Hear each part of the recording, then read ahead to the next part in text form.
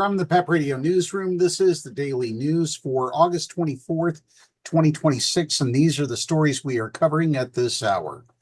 Ukrainian President Volodymyr Zelenskyy said that he believes actions taken by dismissed Defense Minister Mikhailo Fedorov, including his involvement in mass protests and calls for an election, were misguided as he publicly detailed their dispute for the first time.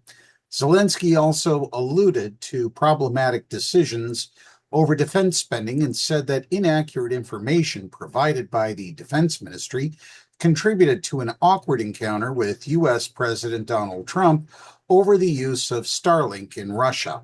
Zelenskyy disclosed figures showing Ukraine's growing shortage of Patriot air defense missiles needed to counter Russian ballistic missiles, with deliveries from Western allies declining in the past 3 years, even as Russian missile strikes intensified.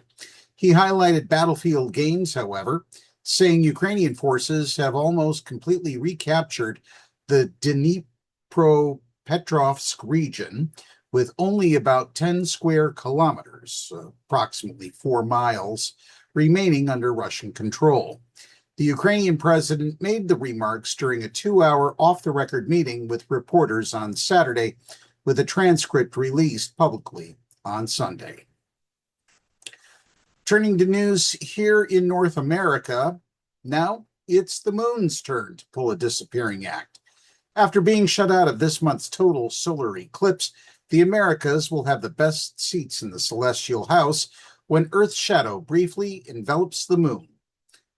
Almost the entire lunar surface will be masked Thursday night into Friday, a whopping 96%, making this an especially deep partial eclipse.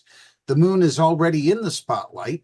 NASA sent the Artemis II astronauts on a record-breaking lunar flyby in April, the prelude to eventually landing on the surface and building a base swarming with people and robots over the next several years.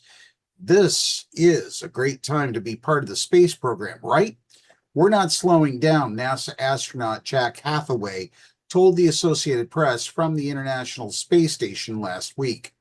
It's the second act of the greatest show in the solar system, coming 2 weeks after a total solar eclipse paraded through Greenland, Iceland, and Spain.